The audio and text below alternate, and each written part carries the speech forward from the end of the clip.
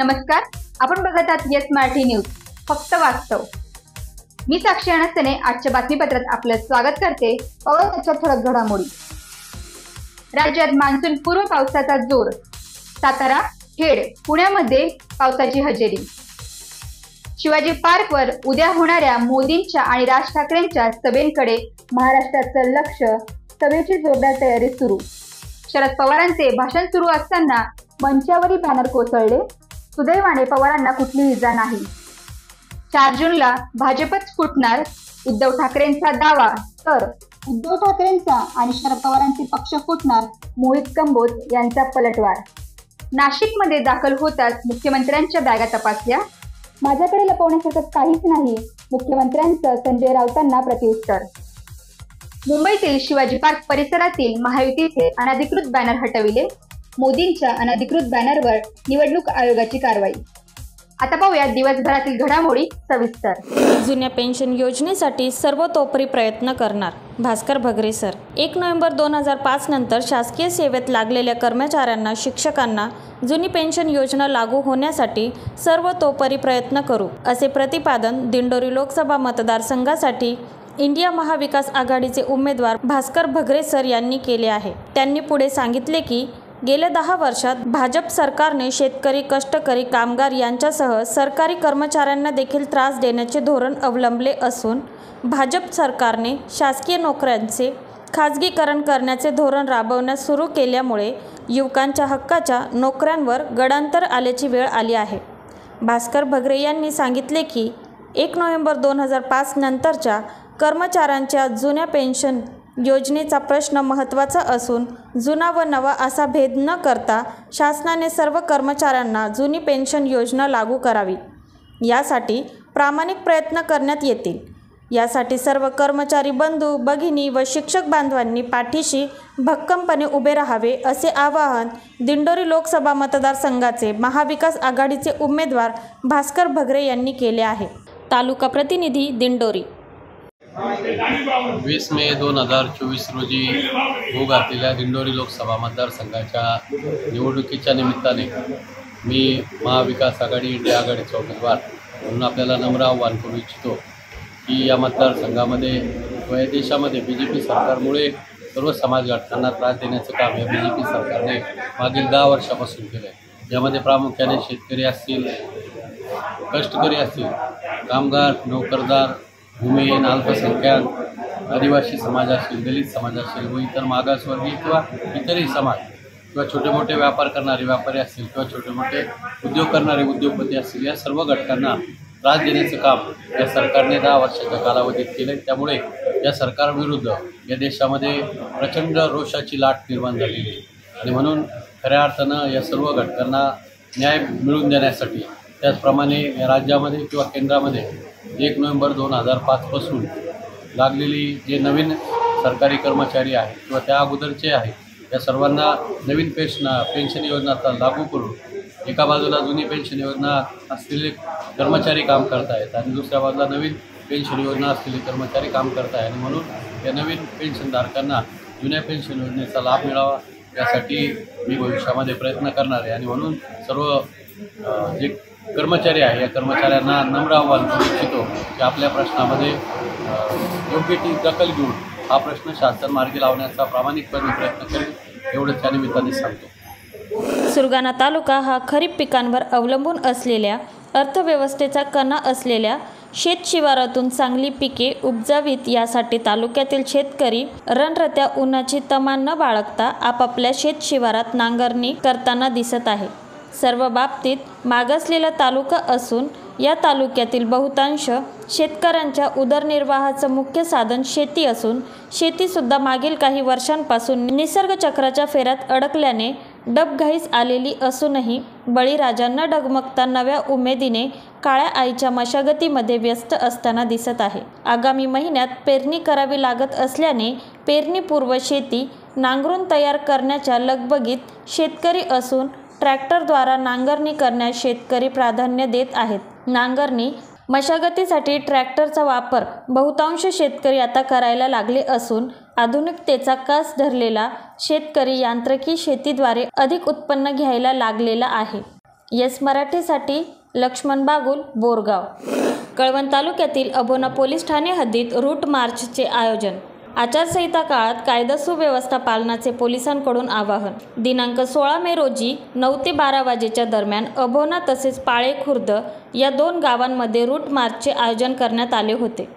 यासाठी अभोणा पोलीस स्टेशनचे 3 अधिकारी व 20 अंमलदार तसेच कर्नाटक राज्य राखीव पोलीस दलाचे 3 अधिकारी व 63 अंमलदार हेल्मेट व रायफलसह हजर होते.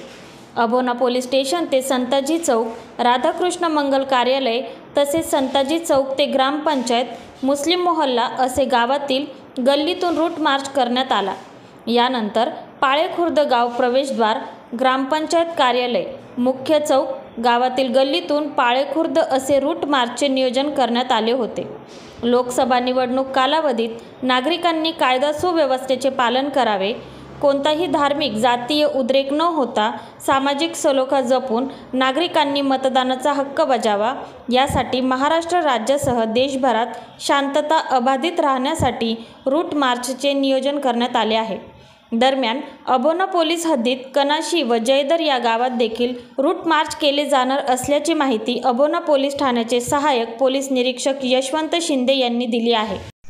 आज रोजी आपण पाळे गावामध्ये रूट मार्च घेतलेला आहे. 20 मे 2024 रोजी लोकसभेचे मतदान प्रक्रिया नाशिक पार पडणार आहे. त्यासाठी आपल्याकडे आजूबाजूच्या जिल्ह्यांमधील पोलीस दल तसेच बाजूच्या राज्यातील पोलीस दल देखील दाखल झालेले आहेत. आपल्याकडे मोठ्या प्रमाणात मनुष्यबळ उपलब्ध झाल्याने आपली मतदान प्रक्रिया ही सुरळीत पार पडणार आहे.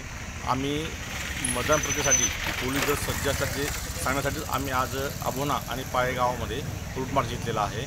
आणि 20 मे रोजी जी निवडणूक प्रक्रिया पार पडणार आहे ती अगदी शांततेने सुरळीत पार पडेल. अशा ज्या मतदान प्रक्रियेमध्ये जो कोणी त्याची उचित कारवाई करण्यात येईल. आम्ही नागरिकांना आवाहन करतो की 20 मे रोजी जे मतदान होणार आहे सगळ्यांनी शांततापूर्वक वातावरण ठेवून आपलं मतदान प्रक्रियेचा हक्क बजवायचा आहे. धन्यवाद. दिंडोरी लोकसभा मतदारसंघाचे महाविकास आघाडीचे उमेदवार भास्कर भगरे यांना कळवण तालुक्यातील 1 लाख मतांची लीड घेऊन आम्ही त्यांना लोकसभेवर पाठवणार. कांदा उत्पादक संघटनेचे कळवण तालुका अध्यक्ष विलास नाना रौंदळ. दिंडोरी लोकसभा मतदारसंघाचे निवडणुकीत आता रंग चढू लागला आहे. 2 दिवसांपासून दिंडोरी लोकसभा मतदारसंघामध्ये स्टार प्रचारक यांच्या मोठ्या सभा जरी झाल्या असल्या तरीसुद्धा कोणाला लोकसभेवर पाठवावे हे मतदार राजाच्या हातात असल्याने कळवण तालुक्यातील कांदा उत्पादक संघटनेचे तालुका अध्यक्ष विलास नाना रौंदळ यांनी सांगितले की सुरुवातीला आम्ही 60,000 मताचा लीड घेऊन लोकसभेवर पाठवणार होतो, परंतु आता पिंपळगाव येथील झालेल्या सभेमध्ये कांदा उत्पादकांच्या प्रश्नांवरती देशाचे लाडके पंतप्रधान नरेंद्र मोदी न बोलल्यामुळे त्यांना शेतकऱ्यांचा विसरच पडलेला पाहायला मिळाला. म्हणून आम्ही सर्व कांदा उत्पादक संघटनेचे पदाधिकारी व कांदा उत्पादक शेतकरी महाविकास आघाडीचे उमेदवार भास्कर भगरे यांना कळवण तालुक्यातील 1 लाख मताचा लीड घेऊन आम्ही लोकसभेवर पाठवणार, असे त्यांनी येस मराठीशी बोलताना सांगितले. दिंडोरी लोकसभा मतदारसंघाचे महाविकास आघाडीचे उमेदवार श्री भास्कर मुरलीधर भगरे यांच्या प्रचारार्थ कळवण तालुका आता सज्ज झालेला आहे. आपण पाहू शकतो की भारतीय जनता पार्टीच्या उमेदवार भारती पवार, केंद्रीय आरोग्य राज्यमंत्री यांच्या मतदारसंघातील हे सर्व पदाधिकारी आज महाविकास आघाडीबरोबर आता सक्रिय झालेले आहेत. आपण विचारूया, नाना काय सांगाल एकंदरीत आपल्या मतदारसंघातील म्हणजे आपल्या तालुक्यातील भारतीताई पवार होत्या आणि आता आपल्याला तुतारी वाजवायची, काय म्हणाल? सगळ्यात महत्त्वाचं आमचा तालुका नव्हे तर पूर्ण दिंडोरी मतदारसंघ हा जो प्रचाराचा आता सगळा ओघ पाहिला तर पूर्ण मतदारसंघात शेतकऱ्यांनी आणि जनतेने हे इलेक्शन हातात घेतलेलं आहे. आणि विषय राहिला आमचा तालुक्याचा. तर आमच्या तालुक्यात काय झालं, आम्ही आधी मागच्या 5 वर्षापूर्वी ताईंना भरघोस मतांनी आमच्या तालुक्याने सहकार्य केलं, परंतु पाहिजे तसा मतदारसंघात कुठल्याही प्रकारचे चांगले काम झाले नाही, आरोग्याचे प्रश्न सुटले नाही आणि सगळ्यात महत्त्वाचं आम्ही सगळे शेतकरी नाराज आहोत. कारण कांद्याचा विषय घेतला, निर्यात बंदीचा विषय होता, त्याच्यानंतर जे निर्यात शुल्क आकारला, तर पूर्ण शेतकऱ्यांचं आमच्या भाषेत वाटोळं झालेलं आहे. म्हणून आमचा पूर्ण तालुका चिडलेला आहे. आम्ही आमच्या कळवण तालुक्याच्या वतीने आम्ही शब्द देतो, आधी आम्ही 60,000चं लीड देणार होतो, परंतु आता काही आमच्यामध्ये ॲड झाल्यामुळे आम्ही 1 लाखाचे आम्ही म्हणजे दिंडोरी तालुक्यात 1 लाखाचं कळवण तालुका लीड देईल असं आमचा 1 लाखाचं लीड देणार आहेत भाऊ. तरुण मतदार आहात आपण, काय सांगा? तरुण मतदार सर्व भगरे सरांमागे खंबीरपणे उभा आहे आणि सगळ्यात महत्त्वाचं म्हणजे बाकीताईंनी काहीच कामं केलेली नाही, त्याच्यामुळे भगरे सरांना आम्ही प्रचंड मतांनी विजयी करणार आहे. आता कांदा उत्पादक शेतकरी आहेत भाऊ, आपल्याकडे कांदा मोठ्या प्रमाणात असतो. कांद्याला आज 12 रुपये किलोने विकावं लागते, काय सांगाल? नक्कीच देशाचे पंतप्रधान आज पिंपळगावमध्ये आले, पण ज्या मतदारसंघात भारतातला सगळ्यात जास्त कांदा पिकतो त्या कांद्याबद्दल पंतप्रधान एक शब्दसुद्धा बोलायला आज तयार नाही. मागच्या वेळेस जेव्हा पंतप्रधान आले होते की त्यांनी मोठ्या दिमागात सांगितलं होतं की मैंने इस नासिक का प्याज खाया आहे, पण आज त्यांनी काय खाल्लं आहे हा माझा त्यांना प्रश्न आहे. त्यांनी एकच खाल्लेलं आहे की या शेतकऱ्यांचं कष्ट खाल्लेलं आहे, गोरगरिबांचं कष्ट खाल्लेलं आहे आणि कांद्याचा पैसा यांनी खाल्लेला आहे. त्याच्यामुळे शेतकरी आणि गोरगरीब जनता यांना माफ करणार नाही आणि भगरे सरांना प्रचंड मतांनी निवडून देतील. आमच्या कळवण तालुक्यात 1 लाख मतांचं लीड राहील याची ग्वाही मी तुम्हाला देतो. एकंदरीत अतुल भाऊ काय सांगाल? आज रोष आहे पब्लिकचा BJP विरुद्ध, काय सांगाल? हे बघा, आता आज नरेंद्र मोदी साहेबांची पिंपळगावला सभा झाली. 2 मतदारसंघांची सभा होती. 2 मतदारसंघांची सभेला कुठून कुठून लोक आले तुम्ही बघितले. त्या गाड्या कशा कशा भरून आल्या हे सांगायची गरज नाही आहे. त्याच्यातल्या काही लोकांच्या बाईटही आल्या, त्या लोकांनी सांगितलं पण आम्ही कसे आलो काय आलो, पण आम्ही फक्त बघायला आलो, आम्ही हे करणार नाही आम्ही ते करणार नाही, असं बऱ्याच गोष्टी त्यांनी सांगितल्या. पण इथं जी परिस्थिती आहे, इथलं जे इलेक्शन आहे, हे जे मतदान आता होणार आहे 20 तारखेला येत्या, हे पूर्ण शेतकऱ्यांनी इथल्या जनतेने हातात घेतले. तिथल्या कुठल्याही पुढाऱ्यांनी किंवा नेत्यांनी हे इलेक्शन हातात घेतले नाही, हे स्वतः जनतेने हातात घेतले आणि जनता जे ठरवती ते कोणीच बदलू शकत. गाव करील ते राव काय करील या उक्तीप्रमाणे निश्चित भगरे सर 2 लाखाच्या मतांनी निवडून येतील, थोडं तुम्हाला माहिती. 2 लाख मतांनी भगरे सर निवडून येतील. भाऊ, आपल्या तालुक्यातील एकंदरीत तुम्ही समस्या काय सांगाल? कांद्याबद्दल असं बोलायचं म्हटलं की आज पिंपळगाव बसवंतला पंतप्रधान मोदीजी आले होते, पण एकाने असा आवाज उठवला की कांद्याचं बोलावा, तर त्यांना बाजूला घेतलं. पण याच्यात शेतकरीला बोलायला चान्स द्यायला पाहिजे की काय या दिंडोरी मतदारसंघात काय घडतंय काय नाही हे वरतीपर्यंत जायला पाहिजे.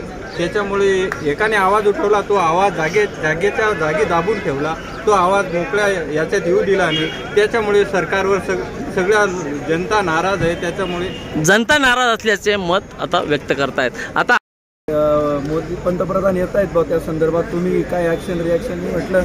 कांदा हा मूलभूत प्रश्न आहे. आम्हाला जरी पकडून ठेवलं, नोटीस दिल्या तरी तिथं असं कोणीतरी अवलिया राहील का जो प्रश्न विचारेल. आणि तिथं एक शिंगव्याचा सानप म्हणून मुलगा उभा राहून त्यांनी सांगितलं की तुम्ही कांद्यावर बोला असं म्हटल्यावर त्यालाही तिथं जमा करून घेतला आणि सभा आवर्ती घेण्याचा प्रयत्न केला. आज झालेल्या सभेमध्ये ज्या पंतप्रधानांनी सांगितलं मित्रो मैं आपका प्याज खा के बडा हुआ हूँ, त्या प्याजचा प सुद्धा म्हटला नाही. मैंने आपका अंगूर खाया है, अंगूरचा अ सुद्धा म्हटला नाही. ज्या पंतप्रधानाला 5 वर्षात काय बोललो याचा विसर पडतो, अशा माणसाला विसरभोळ्याला देश चालवायला आपण दिला. जनतेने आता ठरवलं पाहिजे, ज्याला लक्षात राहतं वयाच्या 86व्या वर्षी हा देश कसा चालवला, मी कुठं धरण बांधलंय, कुठं मोरी बांधली, कुठं माणसं उभं केले, कुठं NHBच्या सबसिड्या दिल्या, कुठं फळबागा उभ्या केल्या, कुठं सपाटीकरणाला पैसे दिले.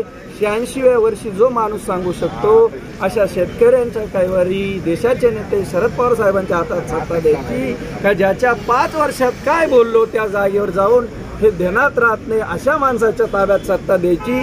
आता हे जनता ठरवेल. हे इलेक्शन, ही निवडणूक देशाची आहे आणि पहिल्यांदाच माझं वय आता जवळजवळ 43 झाले. 4 पंचवार्षिक मी स्वतः लोकसभेच्या जवळून हाताळलेत आणि पहिल्यांदाच बघतोय का हे इलेक्शन जनतेने हातात घेतलंय. स्टेजवरती गप्पा मारणाऱ्या आणि AC मध्ये येणाऱ्या नेत्यांच्या हातात ते राहिलेलं नाही.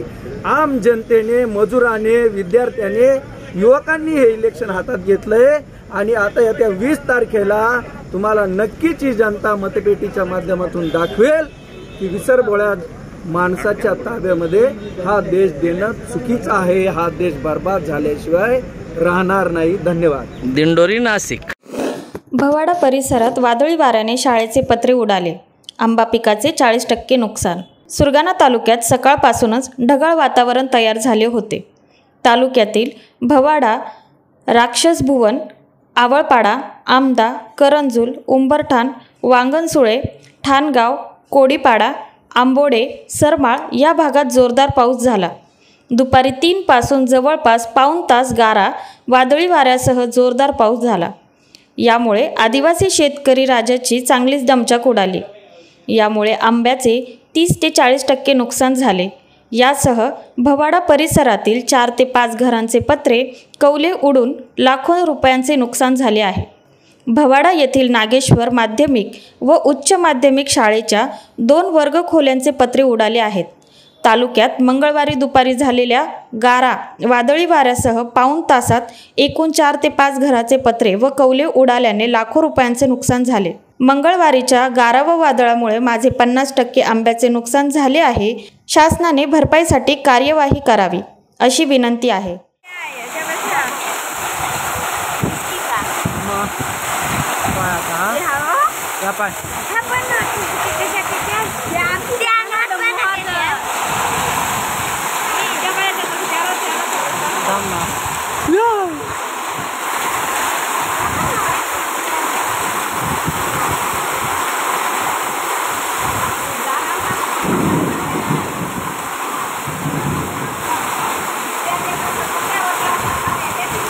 मामूर जागा पडतो मामूर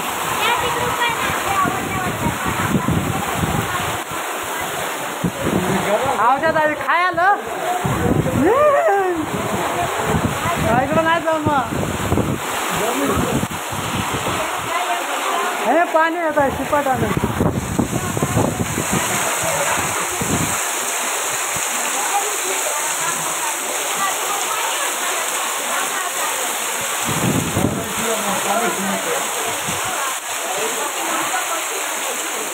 ये बुहारी आहे हो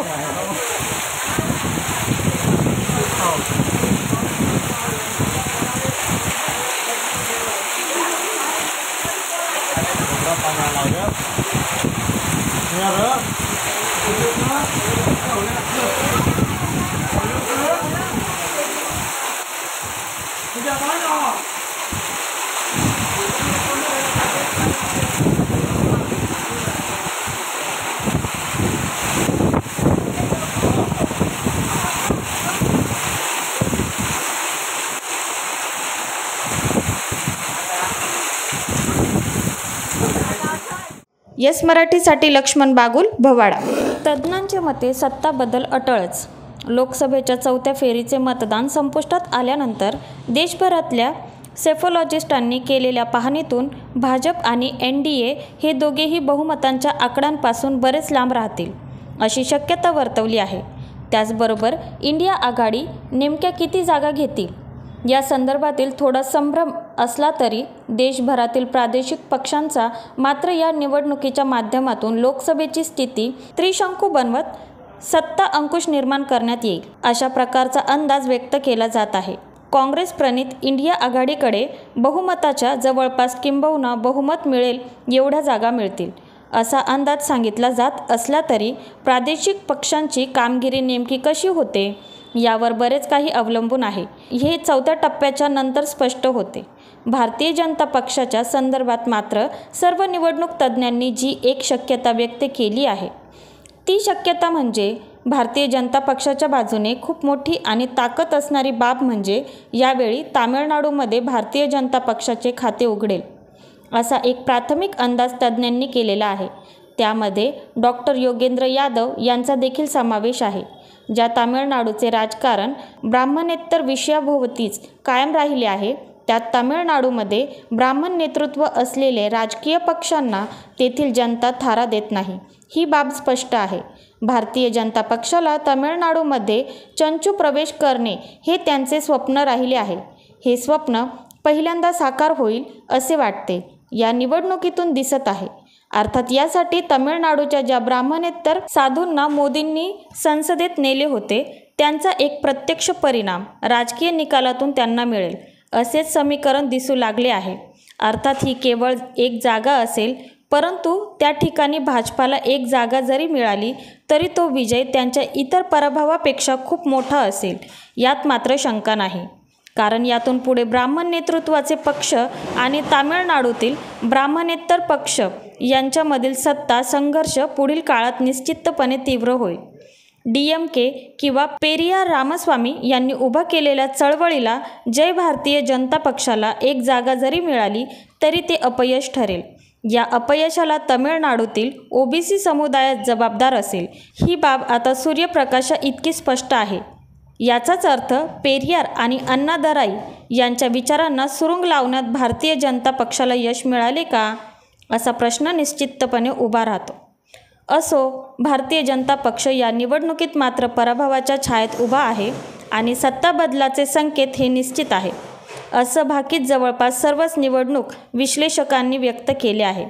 जे प्रश्न लावून धरण्यात इंडिया आघाडीला यश मिळत आहे ते म्हणजे बेरोजगारी, महागाई, आरोग्य आणि स्त्री सक्षमता या मुद्द्यांच्या भोवती इंडिया आघाडी आणि काँग्रेस हे सातत्याने राहिल्यामुळे त्यांचा एक परिणाम मतदानाच्या माध्यमातून दिसत आहे. फेब्रुवारीमध्ये निवडणुकीच्या घोषणा झाल्या त्यावेळी कोणालाही हे वाटले नव्हते की या वेळेच्या निवडणुकीमध्ये एवढा फेरफार होईल. परंतु प्रत्यक्ष निवडणुकांचे टप्पे सुरू झाल्यानंतर जनतेची मानसिकता या प्रश्नांभोवती एकवटली आणि त्याचा परिणाम भाजपचं मतदान घडण्यात झाला. भाजपासाठी मतदानाला बाहेर पडणं अशी भूमिका घेणाऱ्या भाजप कार्यकर्त्यांच्या माध्यमातून दिसून आली. यस मराठीसाठी संजय चांदगुडे. नांदगाव तांबेवाडीमध्ये एका विहिरीमध्ये पडलेल्या घोणस जातीच्या विषारी सापाला सर्पमित्राने दिले जीवनदान. विक्रम तांबे राहणार तांबेवाडी यांच्या विहिरीमध्ये गेल्या 2-3 दिवसांपासून एक पांढरा आणि काळे गोल टिपकी असलेला साप पडलेला होता. विहिरीमध्ये कधी दिसायचा तर कधी नाही, पण आज सकाळी विक्रम तांबे आणि त्यांचे वडील शेतात काम करत होते. ढोरांना पाणी पाजण्यासाठी पाणी आणायला विहिरीजवळ गेले. गुरांना पाणी पाजण्यासाठी पाणी आणायला विहिरीजवळ गेले असता त्यांना विहिरीमध्ये तोच साप पडलेला दिसला. तांबे यांनी नांदगाव सर्पमित्र विजय बडोदे यांना संपर्क केला आणि बडोदे यांनी विहिरीमध्ये पडलेल्या सापाला व्यवस्थित बाहेर काढले आणि बरणीत बंद केले व थोडक्यात माहिती दिली. हा घोणस जातीचा अतिविषारी साप आहे. याची सरासरी लांबी 4.5 ते 5 फूट आहे. मादी 40 ते 50 पिल्ले देते. हा साप चिडल्यानंतर प्रेशर कुकरची शिट्टीसारखा आवाज काढून 0 मिनिटातच चावा घेतो. सर्पदंश झाल्यावर तांत्रिक-मांत्रिककडे वेळ न घालवता आरोग्य रुग्णालयात घेऊन जाणे, वेळेवर उपचार नाही मिळाला तर जीव गमावू शकतो. आता उन्हाचे दिवस आहेत. साप व वन्य प्राणी, पशुपक्षी पाण्याच्या शोधात आपल्या परिसरात येतात. गारव्याच्या आडोशाला आसरा घेत असतात. तर आपण सापाला न मारता सर्पमित्र बोलवावा, अशी माहिती देऊन वन विभागात नोंदणी करून निसर्गात सोडण्यात आले. मी सर्पमित्र विजय बडोदे, नांदगाव. मला तांबेवाडी शिवारातून विक्रम तांबे यांनी संपर्क केला होता. यांच्या विहिरीमध्ये एक पांढऱ्या रंगाचा काळे टिपके असलेला 2-3 दिवसापासून साप पडलेला होता. ते विहिरीजवळ आहे ना, ढोरांना पाणी काढण्यासाठी गेले आणि त्यांना तो जनावर दिसला. त्यांनी मला संपर्क केला. मी तिथं आलो आणि बघितलं तर घोणस जातीचा अतिविषारी साप होता तो पडलेला. त्याला न विजा होता व्यवस्थित मी तो काढला. आता वन विभागात नोंद करून रिलीज करणार. उन्हाचं खूप प्रमाण जास्त असल्यामुळे जनावरं गारव्याच्या ठिकाणी येता विहिरीमध्ये पडता. तर आपण शक्यता सापांना न मारता सर्पमित्रांच्या मदतीने जीवदान द्या. धन्यवाद. माझं नाव भगवान सीताराम गोयकर, गाव तांबेवाडी, तालुका नांदगाव. मी सकाळी उठलो, शेतात आलो आणि ते विहिरीवर आलो ना, मोटर चालू करण्यासाठी आलो डोरा पाणी भरासाठी. ते सर्प मला दिसला. मग मी आपले विजय बडोदे, आपले नांदगावचे सर्पमित्र, त्यांना बोलून घेतलं आणि ते सर्पांनी ताब्यात देऊन आणि ते वन विभागात सोडून जेवण केलं सोडलं.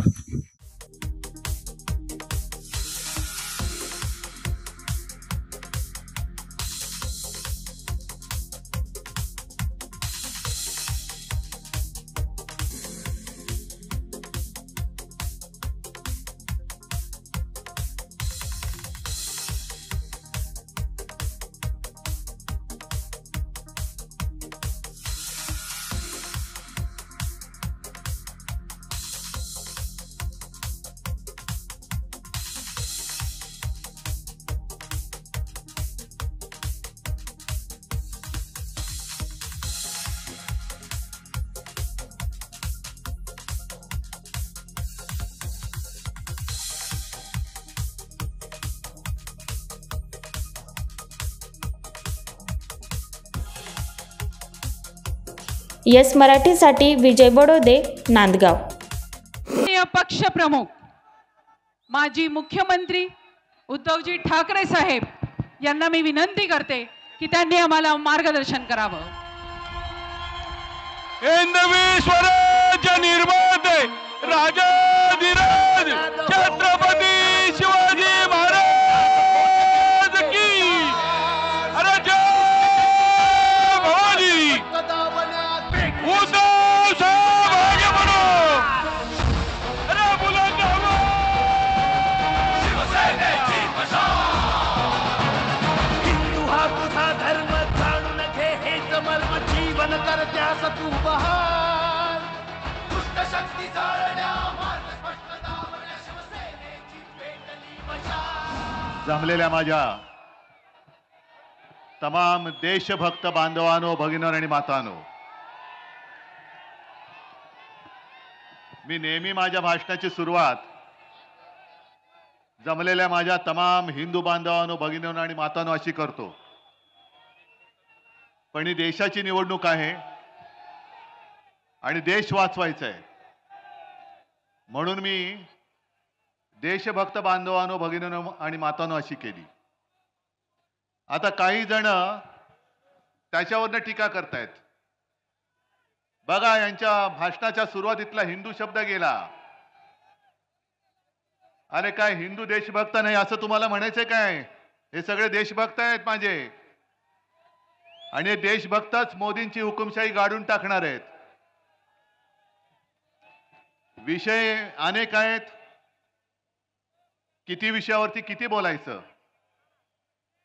पण काही गोष्टी आवर्जून बोलणं भाग आहे. जो उल्लेख संजय राऊत आपण केलात, आज आपले मोदीजी सुद्धा नाशिकमध्ये होते. आता त्यांना खरंच मला असं वाटतं एवढा ताण पडलाय मनावर. मध्ये कोणीतरी सांगितलं की ते झोपतच नाही. आता झोपले नाही किंवा झोप अपुरी झाली तर असं डॉक्टर सांगतात की मेंदूवरती परिणाम होतो आणि लोक काही वेळेला भ्रमिष्ठासारखे बोलायला लागतात. मोदीजी, तुम्हाला कदाचित कल्पना नसेल की स्वतः हिंदू हृदय सम्राट शिवसेना प्रमुखांनी शिवसेनेची जबाबदारी माझ्यावरती सोपवली. तरी देखील काही पावटे माहिती आहेत ना काय असतात? त्याच्या आधी एक शब्द जोडतात, पण मला जोडायचा नाही. पावट्याचा गुणधर्म तुम्हाला माहिती आहे. हे पावटे आपल्या शिवसेनेला नकली शिवसेना म्हणतात. ते शिवसेनेला जे नकली म्हणतात हे पावटे, त्यांना कुठे मोड फुटलेत माहिती नाहीत मला. आणि इथपर्यंत मजल गेले की हिंदू हृदय सम्राटांचा मी पुत्र, तेलंगणाची निवडणूक आणि त्या तेलंगणाच्या भाषणामध्ये हे मला नकली संतान म्हणालेत. मोदीजी, मी माझं बर्थ सर्टिफिकेट तुमच्याकडे मागितलं आणि तेवढी तुमची लायकी पण नाहीये. तुम्ही कोणी ब्रह्मदेवाचे बाळ, तुम्ही ब्रह्मदेवाचा अवतार तर बिलकुल नाही आहात. आणि हा महाराष्ट्र आज माझं तुम्ही सगळं चोरलत ना. चोराच्या हातात धनुष्यबाण दिलंय, पण मशाल बघा कशी पेटलेली आहे. मग त्यांना प्रश्न असा पडलाय की संपूर्णपणे देशाची फौज मोदींकडे आहे. भाजपची सगळी टिनपाटापासून मोठी भांडी कुंडी वाजणारी ही त्यांच्याकडे आहेत.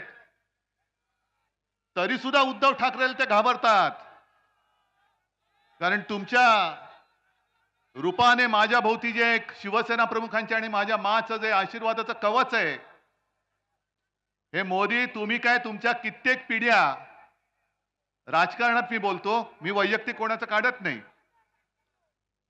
कारण राजकारणामध्ये भाजपला पोरच होत नाहीत. आणि म्हणून त्यांना सगळी नकली संतानं म्हणजे आपल्याकडचे सुद्धा गद्दार मांडीवरती घ्यावे लागलेत. सगळे म्हणजे एका बाजूला भ्रष्टाचाराचे आरोप करायचे. 70,000 कोटीचा उपमुख्यमंत्री, तर मुख्यमंत्री कितीचा असेल? हे सगळे नकली संतानं तुम्ही, कारण तुम्हाला मोदीजी राजकारणामध्ये पोरच होत नाही. आणि म्हणून आणखीन एक त्यांनी एक नकली संतान मांडीवरती घेतलं, ते तर फारच निघालं वाह्यात. प्रफुल्ल पटेल. आज मोदीजी आले होते, माझ्या समोर सगळे बसलेत, गांधी टोपी घातलेले शेतकरी दादा आहेत बहुतेक, हो ना रे. मी काल महाराजांचा जिरेटोप, आज माझ्या शेतकऱ्याची गांधी टोपी. रोज टोप्या बदलणारा माणूस हा देशाचा पंतप्रधान पाहिजे तुम्हाला? आणि प्रफुल्ल पटेलना सांगतोय की पटेल, तुम्ही वाटेल त्याच्या डोक्यात माझ्या महाराजांचा जिरेटोप घालू नका. जरी तुम्ही प्रफुल्ल पटेल असलात तरी महाराष्ट्र तुम्हाला आपटेल. आणि कोणाच्या डोक्यावरती ठेवता तुम्ही? मोदींच्या. काय पात्रता काय त्यांची माझ्या महाराजांच्या बरोबरी करायची? कुठे त्यांची जरा तरी पात्रता आहे? जे आमचे छत्रपती शिवाजी महाराज, ज्यांना आम्ही दैवत मानतो, त्यांचं राज्य कसं चालत होतं? कोणी महिलेवरती अत्याचार केला तर जिथल्या तिथे त्याचे हातपाय तोडायचे. मग तो रांजाचा पाटील असेल तर आणखीन कोणी असेल. आणि मोदी काय करतायत? एक तर मणिपूरमध्ये महिलांची कशी धिंड निघाली तुम्हाला माहितीये? तिकडे जातच नाही, जायची हिंमत नाही ना मोदींची ना त्या शहांची. म्हणजे जिथे माझे महाराज महिलांचा कोणी अपमान केला, महिलेवरती कोणी अत्याचार केला तरी त्याचा शिरच्छेद करायचे. मोदी तुम्ही तर जाऊ शकत नाही. तुम्ही महाराजांच्या जिरेटोपाला हात काय त्याचं दर्शन सुद्धा घेण्याची तुमची पात्रता नाहीये. बरं, मोदी कोणाचा प्रचार करतात? इकडे जो उमेदवार उभा आहे त्याचं काहीतरी व्हिडिओ फिरताय. मग असा ज्या व्यक्तीचा उमेदवार आहे तो महाराजांचा जिरेटोप घालू शकतो? कर्नाटकामध्ये तो प्रज्वल रेवण्णा, नाव ऐकलं असेल तुम्ही, बलात्कार करणारा माणूस, महिलांवरती अत्याचार करतानाचे व्हिडिओ काढणारा माणूस. आणि मोदी निर्लज्जपणाने सांगतायत की या रेवण्णाला मत म्हणजे मोदींना मत. हे माझ्या महाराजांची बरोबरी होऊ शकते? हा माझ्या छत्रपती शिवाजी महाराजांचा आणि माझ्या महाराष्ट्राचा अपमान आहे. प्रफुल्ल पटेल आज कदाचित बोलले तसं ऐकलं की महाराजांचा अपमान करण्याची आमची तशी काही नव्हती, पण यापुढे दक्षता घेऊ. म्हणजे तुम्हाला सुद्धा कळलंय की तुम्ही ज्यांच्या डोक्यामध्ये महाराजांचा जिरेटोप घातला ते डोकं त्या लायकीचं नाहीये, अजिबात लायकीचं नाहीये. अरे, शेतकऱ्याच्या भाजीच्या देठाला देखील हात लावू नका हे सक्त आदेश देणारे महाराज कुठे? आणि नाशिकमध्ये येऊन कांदा उत्पादक शेतकऱ्यांना अडकवून ठेवणाऱ्यांचे नतद्रष्ट सरकार कुठे? आज इकडे कांदा उत्पादक शेतकरी आलेत का रे? अहो, पोलिसांना मी विचारतो, यांना का नाही अडवलात? हे कसे आले माझ्या समेत? कारण ही माझी माणसं आहेत. आणि कांदा उत्पादक शेतकऱ्यांना सुद्धा सांगतोय, मी जी लढतोय ती माझी लढाई नाही, मी तुमची लढाई लढतोय, तुमच्या सगळ्यांची लढाई लढतोय मी. आणि तुमच्या भरोशावरती मी या हुकुमशहाच्या समोर उभा राहिलेलो आहे. आणि मी त्यांना आव्हान देतोय की आज तुम्हाला मुंबईमध्ये रस्त्यावरती आणलेलं आहे. या माझ्या छत्रपती शिवरायाच्या महाराष्ट्राचा जो अपमान करेल त्याला आम्ही गुडघे टेकायला लावल्याशिवाय राहणार नाही, हे आम्ही महाराजांची शपथ घेऊन मैदानात उतरलेलो आहोत. पण यांच्या मनामध्ये आकस किती आहे? हा माझा कांदा उत्पादक शेतकरी महाराष्ट्राचा आहे, त्याच्यावरती निर्यात बंदी आहे. निर्यात जर का काढली तर कर लावतात, पण स्वतःच्या गुजरातमध्ये निर्यात बंदी उठवून त्यांना निर्यातीची परवानगी देता तुम्ही. का तुम्ही हा भेदभाव का करताय? मग जर तुम्ही हा भेदभाव करत असाल गुजरात आणि महाराष्ट्रामध्ये, तर हा महाराष्ट्र पुरेसा आहे तुम्हाला परत गुजरातमध्ये पाठवून द्यायला. हा महाराष्ट्र पाठवून देईल तुम्हाला परत गुजरातमध्ये. आणि मी माझ्या शेतकऱ्यांना वचन देतोय पैसे किती फेकू देत? अरे गद्दाराला 50 खोके देता आणि माझ्या कांदा उत्पादकाला कांद्याला भाव देत नाही तुम्ही. या नाशिक मधल्या एका कांद्याला 50 खोके दिलेत ना तुम्ही. दिले ना, गद्दारी केली म्हणून त्याला 50 खोके दिले. पण तुम्ही आता शेतकरी बनून तुमची ताकद दाखवली पाहिजे. मी तुम्हाला वचन देतो, आपल्या इंडिया आघाडीचं सरकार आल्यानंतर तुमचा हिताचा निर्णय मी घेतल्याशिवाय राहणार नाही, माझं तुम्हाला वचन आहे. नाहीतर सरकार कोणाच आहे? मोदी जे काय फिरतात शहनशाह सारखा आणि आमच्यावरती टीका करतात. मी कालच्या सभेत सुद्धा बोललोय, त्यांच्याकडे रेकॉर्ड तीच आहे. जसं पूर्वी ते ग्रामोफोन मध्ये रेकॉर्ड अडकायची, तशी मोदींची पिन अडकले, रेकॉर्ड पुढेच सरकत नाही. घराणेशाही घराणेशाही घराणेशाही. उद्धव ठाकरे आदित्य ठाकरेला मुख्यमंत्री करण्यासाठी लढतोय. शरद पवार सुप्रिया सुळेला मुख्यमंत्री करण्यासाठी लढतायत. अहो निदान आम्ही आमच्या मुलांसाठी लढतोय. आणि मुख्यमंत्री करायचं नाही ते जनता ठरवेल. पण तुम्ही स्वतः किती वेळेला नवरदेव बनून बोल्यावर चढणार ते पहिले सांगा. प्रत्येक वेळेला निवडणूक आली का मोदी बाबा तयार, मुंडवळ्या लावून मीच तिकडे पाठावरती चढणार.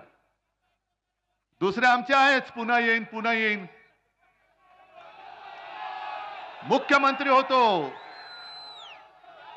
चपरासी झालो तरी चालेल, पण मी पुन्हा येईन.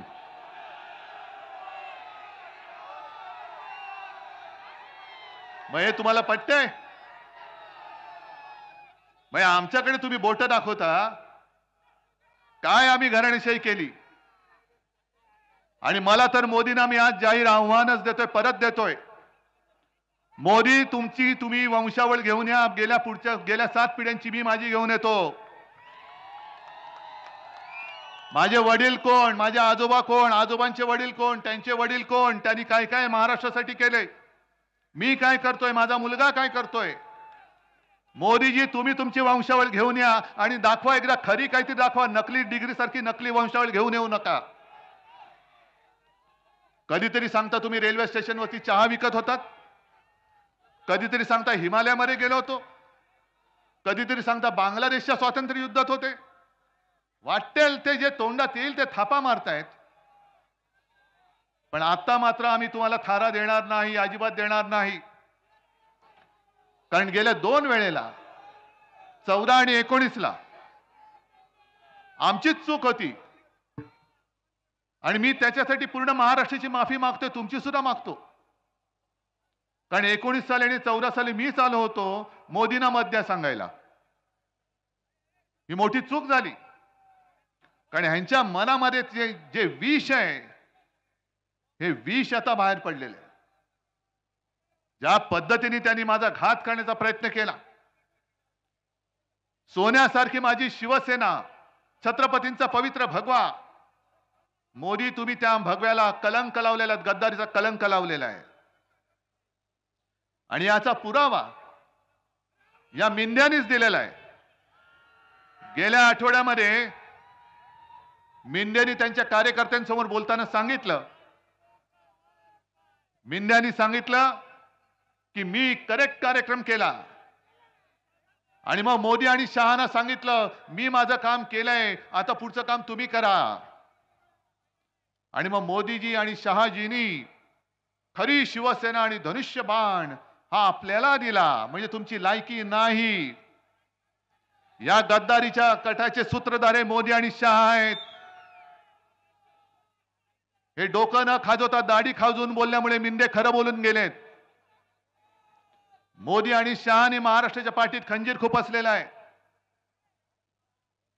आणि शहा, अमित शहा ते पण असेच काल परवाकडे वसईत येऊन गेले आणि ते पण बोलून गेले नकली सेना. मी मागेच बोललो होतो, जो याच्या पुढे शिवसेनेला नकली बोलेल कोणी असेल तो बेअकली आहे. कारण जो अक्कलवान असतो त्याला एकदा सांगितल्यानंतर कळतं. पण ज्याला अक्कलच नसते त्याला किती वेळा, म्हणजे गाढवा पुढे वाचली गीता, कालचा गोंधळ बरा होता, म्हणून आम्ही तुमच्यासमोर गीता वगैरे काय पठण करणार नाही. जे काय आहे तो माझा महाराष्ट्र आता तुम्हाला तुमच्या भाषेत उत्तर देईल.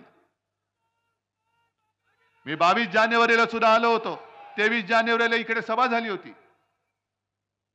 मला विचारतात अमित शहा 370 कलम काढलं काश्मीरमधलं, त्याच्याबद्दल उद्धव ठाकरेंचं काय मत आहे? अहो 370 कलम काढायला आम्ही सुद्धा पाठिंबा दिला ना, जाहीर पाठिंबा दिला. पण तुम्ही खरंच 370 कलम काढलेत का? 370 कलम काढल्यानंतर काश्मीर शांत झालंय का? काश्मीर मधले पंडित जे आपल्याच देशामध्ये निर्वासित होऊन संपूर्ण इकडे तिकडे येता पसरले होते, ज्यांना फक्त आणि फक्त हिंदू हृदय सम्राट शिवसेना प्रमुखांनी आपल्या महाराष्ट्रामध्ये आसरा दिला. मोदीजी तुमचं नाव सुद्धा कोणाला माहित नव्हतं तेव्हा. पण खरंच 370 कलम काढले? कारण मला जी माहिती मिळाली धक्कादायक मिळाली. गेल्या आठवड्यामध्ये बाजूला म्हणजे जळगावमध्ये माझी सभा होती आणि त्या सभेमध्ये आपले वकील असीम सरोदे होते आणि असीम सरोदेनी एक कायदेशीर मुद्दा मांडला आणि त्यांनी सांगितलं की 370 कलम काढलेलं नाही, ते काढण्यासाठी जी एक वैधानिक प्रक्रिया करावी लागते विधानसभेच्या मार्फत ती केलेलीच नाहीये.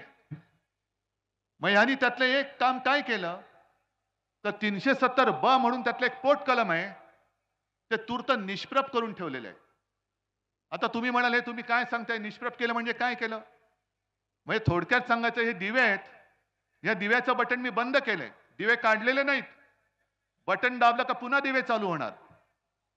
तसं 370 कलम त्यांनी निष्प्रभ केलंय आणि त्याचा परिणाम असा झालाय की जी एक बंदी होती की काश्मीरच्या बाहेरची लोक काश्मीरमध्ये जागा विकत घेऊ शकत नाही, ती बंदी उठवली गेली. पण त्याचा फायदा कोणी घेतला? सगळ्यात जास्त फायदा अदानीने घेतलेला आहे. सगळ्यात जास्त जमीन अदानीने खरेदी केलेली आहे आणि अदानीने एवढ्यासाठी खरेदी केली की त्या जागांमध्ये लिथियमचा सगळ्यात मोठा साठा तिथे आहे काश्मीरमध्ये आणि ती जागा गौतम अदानीने विकत घेतलेली आहे. म्हणजे पुन्हा तिथली जागा आणि तिथला पैसा कुठे गेला? मोदी आणि गुजरात. आणि या लिथियमचा उपयोग आपल्या मोबाईलच्या सेल पासून अगदी हार्टमध्ये जरी काही उपकरणं असतात तिथपासून अगदी इलेक्ट्रिक व्हेकल येतात त्यांच्या बॅटऱ्या बनवण्यासाठी या लिथियमचा उपयोग केला जातो. मग तुम्ही काय सांगताय की देश भावनेमुळे देशासाठी आम्ही 370 कलम काढलं? नाही काढलं, तुम्ही अदानीसाठी काढलेलं आहे. आणि संशय येऊ नये म्हणून अचानक मोदी अदानी आणि अंबानी बद्दल बोलले. मोठं विचित्र आहे, आकृत आहे. ज्याच्या विमानातून तुम्ही फिरलात, ज्यांनी भरभरून तुम्हाला सगळं काही दिलं, परदेशात जाताना पंतप्रधान म्हणून अदानी तुमचं बोट धरून सगळीकडे फिरलेत आणि त्या अदानी बद्दल तुम्ही बोललात. राहुल गांधींना त्यांनी प्रश्न विचारला कि अदानी और अंबानी से ट्रक टेम्पो भर भर के कितना माल आपने उठाया बोलो. तुम्ही अदानीने जरूर विचारा, राहुल गांधीने जरूर विचारा. पण संजय राऊत जे बोललेत त्याचा व्हिडिओ आहे. घटनाबाह्य मुख्यमंत्र्याच्या हेलिकॉप्टरमधनं बॅगा भरभरून माल कुठून उतरला त्याचं मोदीजी पहिलं उत्तर द्या. पण जर काही गोष्ट खरी असेल, अडाणींकडनं टेम्पो भरभरून माल उचलला असेल, तर मोदीजी तुमचा ईडी, इन्कम टॅक्स, सीबीआय काय करत होते? काय चखणा खात बसले होते कुठल्या ठेल्यावर? काय चुना मळत का तंबाखू मळत बसले होते? मशिरी करत बसले होते? आणि तरी देखील जर का टेम्पो भरून माल गेला असेल तर याचा अर्थ तुम्ही ती काय नोटबंदी केली होती, काळा धन नष्ट करण्यासाठी अचानक 8 वाजता आले आणि सांगितलं भाई और बहनो, तुमच्याकडे ज्या आज खिशामध्ये नोटा आहेत त्या आज रात्री 12 पासून ते फक्त कागदाचे तुकडे राहतील, त्याचं महत्व आम्ही काढून टाकलेलं आहे. मुझे सिर्फ 100 दिन दे दो. रडले होते. आज 3000 दिवस झाले आणि मोदीजी तुम्ही आज कबूल केलेला आहात की काळा पैसा नष्ट करण्यासाठी जी नोटबंदी तुम्ही आमच्यावरती लादली होती ती अपयशी ठरले याचं कारण टेम्पो भरभरून माल उठाया गया है, म्हणजे काळं धन हे आजही तसंच आहे. यांची नाटकं फार चालतात. काल अर्ज भरला त्यांनी, अर्ज भरताना मुलाखत दिली आणि मग असं गैवरून आलेलं त्यांना. त्यांच्या पाठोपाठ नॅपकिन टॉवेल घेऊन लोकच फिरत असतात, हे रडतायत कधी, आम्ही डोळे पुसतोय कधी. आणि मग त्यांनी सांगितलं 2014 में गंगा मां ने मुझे बुलाया था और अब ऐसे लगता है कि गंगा मां ने मुझे गोद ले लिया है. मोदी जी, आनंदाची गोष्ट आहे. जर गंगा मां ने तुम्हाला बोलवलं असेल आणि गंगा मां ने तुम्हाला जर का गोद में लिया होगा, तर कोरोनाच्या काळामध्ये गंगेमध्ये जी प्रेत टाकली होती तुम्ही, तेव्हा गंगेचे अश्रू तुम्ही का पुसले नाहीत? ती गंगा आक्रोश करत होती, अरे बेटे मैंने इसलिए नहीं बुलाया. पण तिकडे चिता पेटत होत्या, हरिश्चंद्र घाट, तिकडे जागा कमी पडली म्हणून कोणाचा कशालाही पत्ता नाही. त्यांनी सरळ प्रेत घेतली आणि गंगेमध्ये सोडून दिली. याच्यासाठी गंगा माने बोलवलं. गुजरातमध्ये सार्वजनिक चिता पेटल्या, याच्यासाठी तुम्हाला गंगा माने बोलवलं. आणि करोना काळामध्ये मला एका गोष्टीचं समाधान आहे, जरूर आहे. त्या कठीण काळामध्ये जगभरामध्ये संकट असताना संपूर्ण देशात नंबर 1 चा मुख्यमंत्री म्हणून माझं नाव होतं. पण हे माझं श्रेय नाहीये, हे तुमचं सहकार्य आहे. मी तुम्हाला जे जे सांगत गेलो ते तुम्ही ऐकत गेलात, ते तुम्ही ऐकलत. म्हणून आणि म्हणूनच संपूर्ण देशात नंबर 1 चा मुख्यमंत्री म्हणून माझं नाव आलं होतं. हे माझं कर्तृत्व नाही, माझ्या महाराष्ट्राच्या जनतेचं कर्तृत्व आहे. पण तुम्ही काय करत होता? सगळीकडे होत्या आणि अमित शहा आणि हा सगळा कंपू, हा निवडणूक रोख्यामधनं हजारो कोटीचा ज्यांनी घोटाळा केले, हजारो कोटी, म्हणजे निर्मला सीतारामनचे जे पती आहेत त्यांनी तर त्याचं वर्णन जगातला सगळ्यात मोठा घोटाळा असं केलेलं आहे, जगातला सगळ्यात मोठा घोटाळा. अरे एवढं खाताय तुम्ही, खाल्लंय, ओरबाडून खाताय. आणि मुंबई आम्ही वाचवली, महाराष्ट्र आम्ही वाचवला. आमच्यावरती आरोप करताय खिचडी घोटाळ्याचा.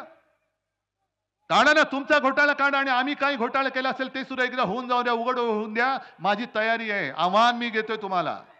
तुम्ही किती खाल्लेत आणि मी काय खाल्ले असेल तर मी किती खाल्ले, होऊ द्या तुम्ही.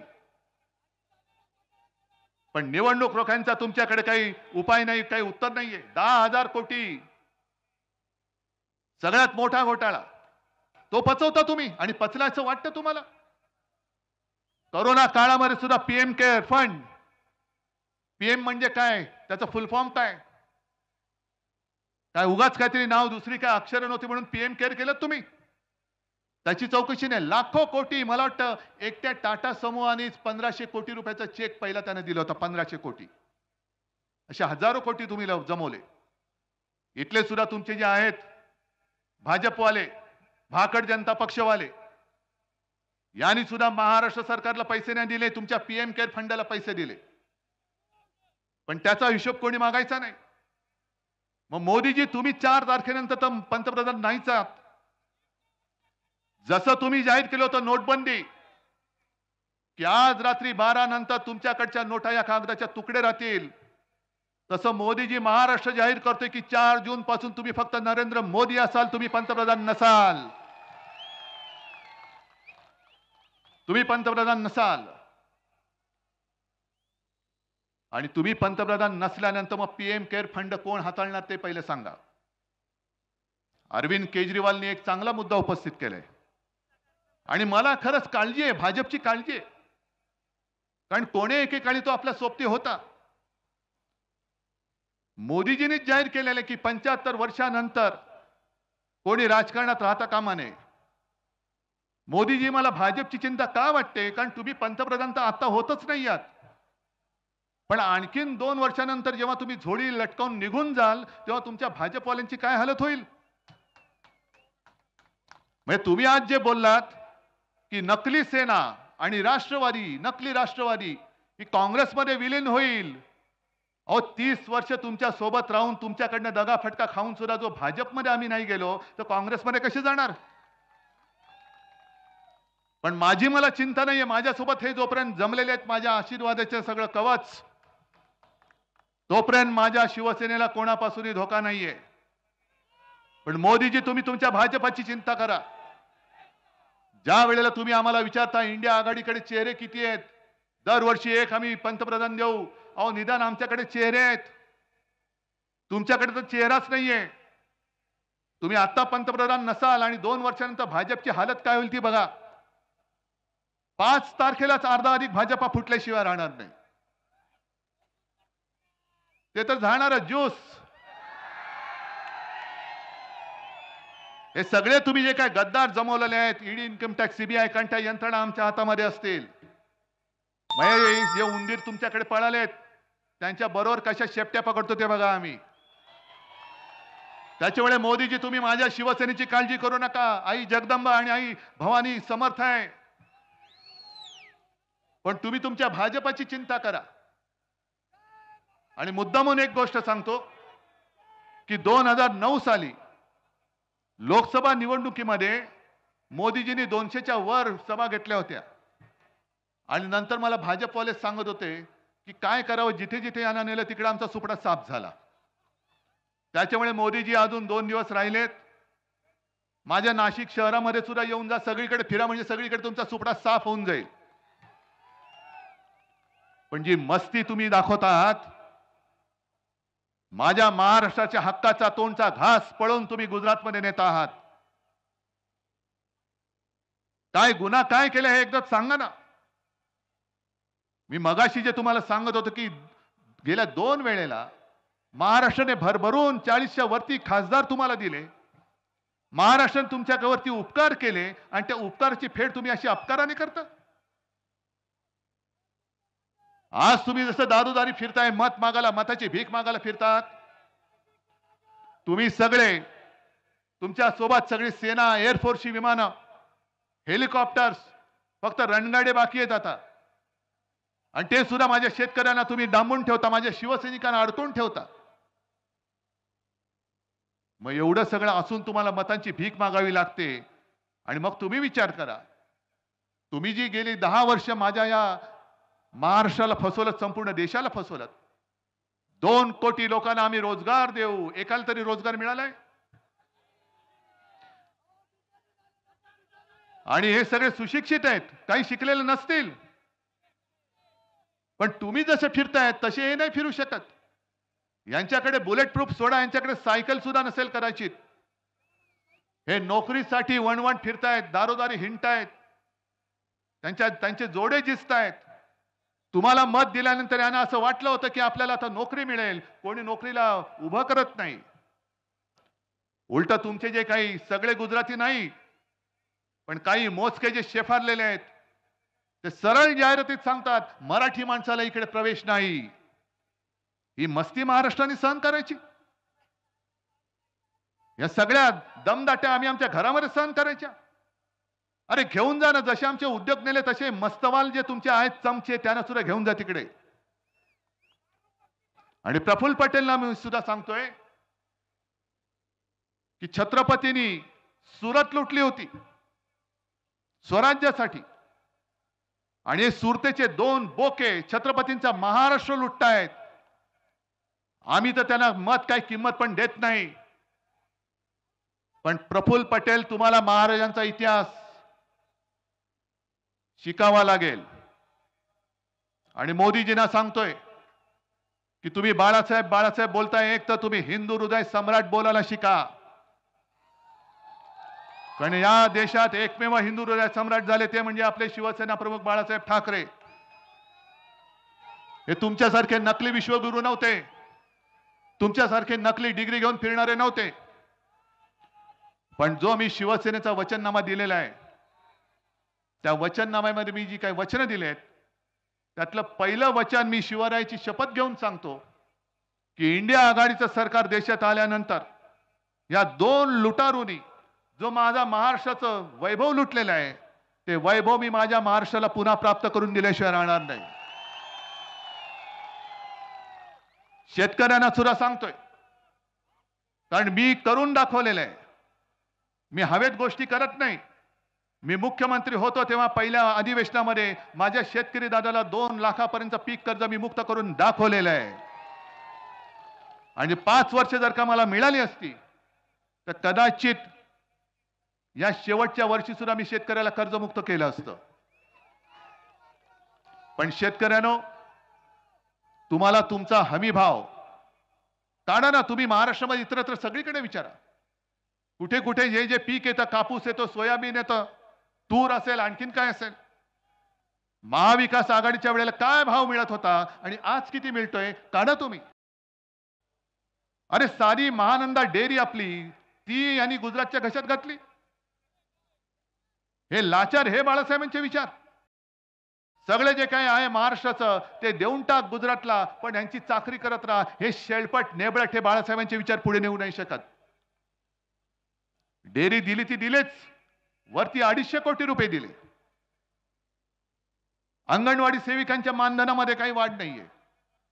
74,000 आशा सेविका यांना गेल्या 3-4 महिन्यापासून मानधन मिळत नाही, कारण केंद्राचा हिस्सा मिळत नाहीये.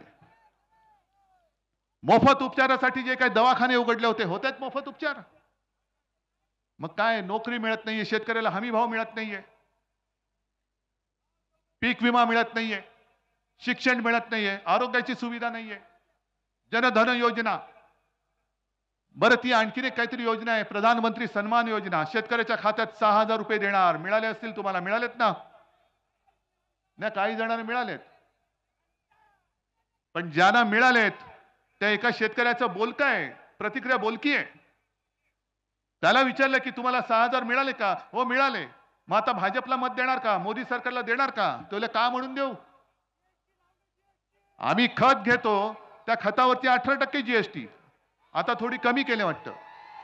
बी बियाण्यावरती जीएसटी, कीटकनाशकावरती जीएसटी, ट्रॅक्टरचं जे कर्ज आहे त्याच्यावरती व्याजदर जास्त आहे आणि गाड्यांवरचा व्याजदर कमी आहे.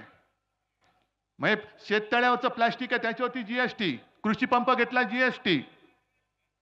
मग हा एवढा सगळा हजारो रुपये तुम्ही घ्यायचे आणि आम्हाला 6,000 रुपये वर्षाला भीक म्हणून देताय? द्यायचं मत? म्हणजे तुम्हाला पिळून काढायचं, लुटायचं आणि वरती सांगायचं 6,000 रुपये देतो. पण घेतात किती? समजा 1 लाखाचं खत तुम्हाला लागत असेल, त्याच्यावरती 18% होते, 18,000 गेले आणि वरती दिले 6,000, म्हणजे 12,000 खतातच गेले. म्हणून मी तुम्हाला वचन देतोय, जे जे तुम्हाला उपकरणं, बी बियाणं, कीटकनाशक लागेल, इंडिया आघाडीचं सरकार केंद्रात आल्यानंतर तुमच्या सगळ्या याच्यावरचं मी जीएसटी रद्द केल्याशिवाय राहणार नाही. इकडे व्यापारी सुद्धा असतील गुजराती. आमची तुमची काही दुश्मनी नाहीये. आमची दुश्मनी महाराष्ट्राच्या लुटारूंशी आहे, तुमच्याशी नाहीये. आणि इंडिया आघाडीचं सरकार आल्यानंतर जे गुजरातच्या हक्काचं असेल ते आम्ही जरूर देऊ. पण महाराष्ट्राचं ओरबाडून तुम्ही नेणार असाल तर तो तुमचा महायुतीचा महाराष्ट्र ओरबाडणारा हात आम्ही इथल्या इथे कापून टाकल्याशिवाय राहणार नाही. हे व्यापारी सुद्धा आज पिडले जात आहेत. जीएसटी मध्ये जरा इकडे तिकडे कुठे काही झालं की लगेच उचलतात आणि टाकून देतात तुरुंगात. काही जणांना नोटीस देतात आणि मग काय. अशाच प्रकारच्या ताज्या घडामोडींसाठी येस मराठी न्यूज यूट्यूब चॅनलला शेअर करा, सबस्क्राईब करा, लाईक करा आणि पाहत राहा येस मराठी न्यूज.